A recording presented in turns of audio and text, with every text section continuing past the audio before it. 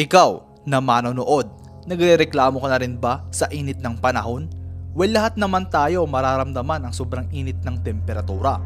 Kahit saan dito sa Pilipinas, 10 AM to 4 PM ang tirik ng araw. Kaya mapabata o matanda, magrereklamo talaga. Pero bakit ganon? Tila mas lumalala ang panahon kada araw, mula 45 degrees to 52 degrees kahit saang parte sa Pilipinas. Ang tanong ko sa iyo, normal nga lang ba to o isang sinyalis na parating na ang Panginoon? Kaya kung gusto mong malaman ang buong istorya, tapusin mo ang video na ito. At huwag mo na rin kalimutan mag-like, subscribe, and press the bell button for more updates para lagi kayong updated sa mga bago kong video na i-upload. Kaya enjoy watching J Prudin TV.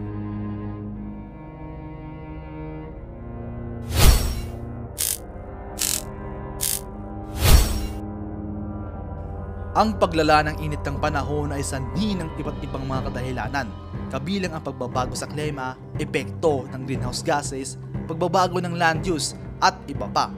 Pagtaas ng antas ng greenhouse gases sa atmosphere tulad ng carbon dioxide at methane ay nagpapalakas sa epekto ng greenhouse at nagpapainit sa mundo. Bukod dito, ang pagbabago sa land use tulad ng pagputol ng mga kahoy at urbanisasyon ay maaaring magdulot ng pagtaas ng temperatura sa pamamagitan ng pagbabago sa land surface at iba pang mga proseso nito.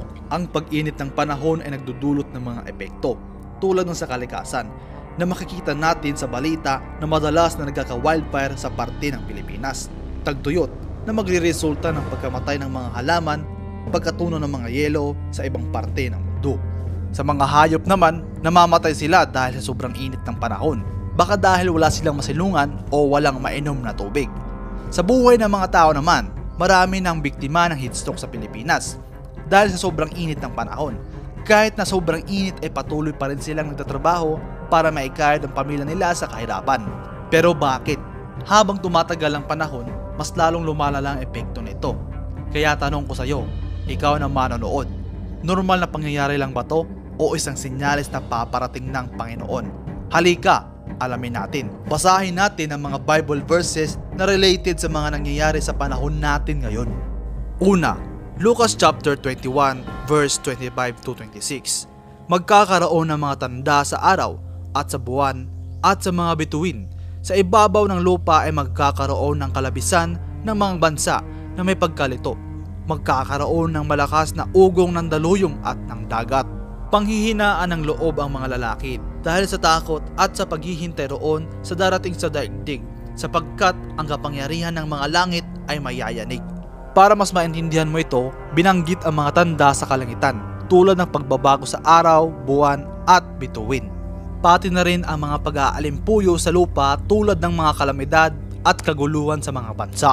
Ang mga ito ay nagdudulot ng takot at panghihinaan ng loob sa mga tao dahil sa kanilang pag-aantay sa darating na mga pangyayari na nagpapahayag ng pagdating ng Panginoon. Pangalawa, ang pangalawang sulat ni Pedro, chapter 3, verse 10. Ngunit ang araw ng Panginoon ay darating tulad ng isang magnanakaw. Sa araw na iyon, ang kalangitan ay biglang mawawala kasabay ng isang malakas na ugong. Matutupok ang araw, buwan at ang mga bituin. Ang mundo at ang lahat ng mga bagay na naririto ay mawawala.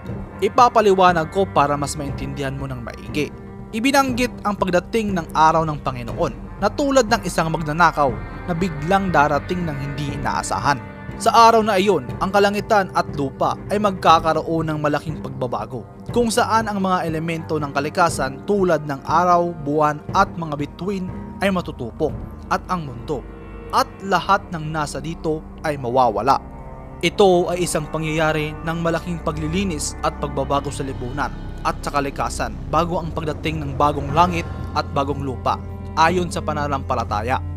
Sa mga nabasa kong Bible verses, malaki talaga ang posibilidad na isa talagang sinyalis na paparating ng Panginoon sa mga nangyayari sa panahon natin. Habang pinapatibay tayo ng panahon, kailangan din natin ihanda ang ating sarili. Palakasin natin ang pananampalataya at patibayin natin ang paniniwala natin sa Panginoon para maligtas tayo sa kapahamakan o sakuna. Huwag nating baliwalain ang ganitong mga sinyalis dahil baka magsisi tayo sa huli. Sa mga viewers ko dyan, huwag mong kalimutan ugaliin ang pag-inom ng maraming tubig at gumamit ng payong para maiwasan ang pagkahilo, sobrang uhaw o heat stroke. At dito na magtatapos ang video na ito. At sana nagustuhan mo ang video na ito. At huwag mo na rin kalimutan na mag-like, subscribe, and press the bell button for more updates para lagi kayong updated sa mga bago kong video na i-upload. Kaya once again, it's your boy, J. Prudent TV. Paalam!